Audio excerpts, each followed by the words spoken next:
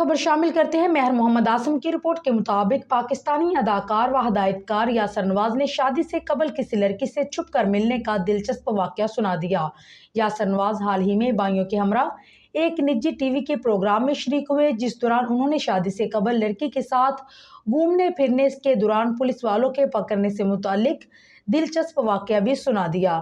یاسر نواز نے بتایا کہ شادی سے قبل اسکول کے زمانے میں ایک لڑکی کو کالج یونیفارم میں گاڑی میں بٹھا کر گھوم رہا تھا کہ اس دوران میں نے ایک درخت کے نیچے گاڑی روکی اور اس لڑکی سے باتیں کرنے میں مگن ہو گیا۔ یاسر نواز کے مطابق اسی دوران موبائل پولیس آ گئی اور ہم پولیس کو دیکھ کر گھبرا گئے، جس کے بعد پولیس اہلکاروں نے سوال جواب شروع کر دیے۔ اس وقت میں خاصا پریشان تھا، لیکن وہ لڑکی مجھ سے زیادہ پر اعتماد تھی۔ اداکار نے بتایا ہے کہ پولیس والوں نے ہمیں تھانے لے جانا چاہا تو میں نے منع کر دیا۔ انہوں نے زبردستی کی تو میں نے ابو کو کال کر کے سب سچ بتا دیا کہ لڑکی کے ساتھ ڈیٹ کے دوران پولیس والوں نے مجھے پکڑ لیا ہے، جس کے بعد ابو نے پولیس سے بات کی اور معاملہ ختم ہو گیا۔ یاد رہے کہ میزبان ندا یاسر اور یاسر نواز 2002 میں رشتہ ازدواج میں بندھے تھے اور ان کے 3 بچے ہیں۔